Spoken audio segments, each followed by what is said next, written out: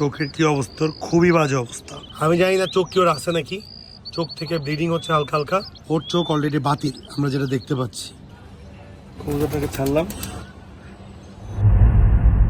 আসসালামু আলাইকুম dear viewers, আজকের যে ভিডিওটা আমরা একটু ট্র্যাপ করছি জালালি কবুতরের জন্য। দেখে কেউ ভুল করেন নাই, দেখেন এই যে একটা কবুতর ভিতরে ঢুকেছে খাচ্ছে, ওটাকে ধরার জন্য। কারণ ওর এক চোখে প্রবলেম, ওর এক চোখে ট্রিটমেন্ট লাগবে। বাচ্চা কবুতর প্রায় 2 দিন থেকে ছাদে এসে দেখতেছি ওর এক চোখ কানা। তো আমরা এটাকে একটু ধরে আমরা ট্রিটমেন্ট করা ফুল ভিডিওটা আপনাদেরকে দেখাবো যে আমরা কি কি করছি। জাস্ট ওকে একটু ট্রিটমেন্ট করে ছেড়ে দেওয়ার জন্যই এই ট্র্যাপটা করা। কারণ কবুতরটাকে 2 দিন থেকে দেখতেছি খুব কষ্ট আছে, ওর চোখে মোস্ট প্রবাবলি ঠান্ডা থেকে পুজ জমে গেছে। তো দেখা যাক।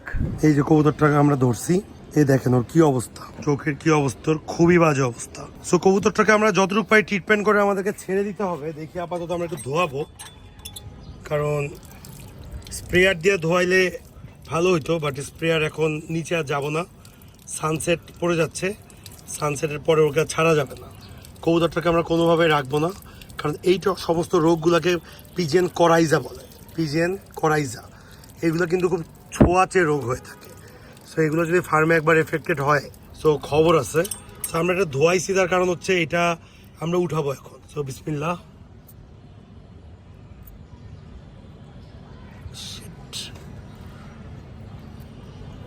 দেখতে পাচ্ছেন ফুল ইনফেকশন হয়ে গেছে, চোখটা পুরো ঢেকে গেছিল।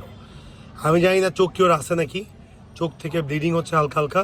বাট এই কবুতরটা এইভাবে থাকলে হয়তো মারা যেত। ওর যে চারপাশে ইনফেক্টেড, যেই ঠান্ডার জনিত কারণে বা করাইজা হইলে এরকম একটা লেয়ার পড়ে, তো এই লেয়ারগুলোর কারণে ওর চোখের এক চোখ বন্ধ হয়ে গেছে এবং এটা তো কোনো ট্রিটমেন্ট হয় না, এটা তো আসলে ন্যাচারাল।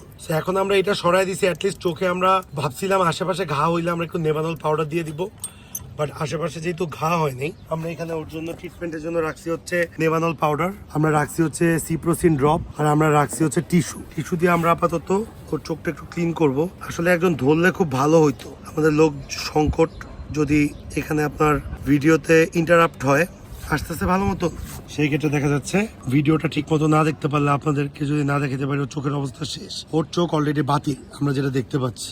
সো এই অবস্থায় আমি কোনো মেডিসিন ওকে খাওয়াবো না, চোখটা একটু টিস্যু দিয়ে ক্লিন করতে বলতেছো, হালকা করে ধরে রাখছি। ব্লাড বাইরেছে, জাস্ট ওর যে ব্লাডটা আছে ওটা একটু টেনে আনতেছি। বাট জালালি কবুতর যেহেতু এরা অনেক strong, basically they are very strong bird. ওরা একদম ন্যাচারালি, দেখেন ওর এক চোখ দিয়ে কিন্তু এতদিন বেঁচে ছিল এবং পেটে মাশাআল্লাহ খাবার আছে। ফিটনেস খুব ভালো নয়, যে হাড্ডি বের হওয়া। ওকে আমরা একটু চেষ্টা করবো আমাদের সামনে ছেড়ে একটু খাওয়াই দিতে। কবুতরটা হচ্ছে 1 2 3 4 5 6 7 8 2 পরের একটা বাচ্চা। সো এরা একদম ন্যাচারাল কবুতর, এরা সানসেটে থাকে। ওর চোখে আমরা একটু ড্রপ দিয়ে দিব সিপ্রোসিন। আর যেহেতু এখানে পাউডারের কোনো ইউজ নাই, আর পাউডারের কোনো ইউজ না করে আমরা জাস্ট চোখে একটা ফোঁটা ড্রপ দিয়ে দিব।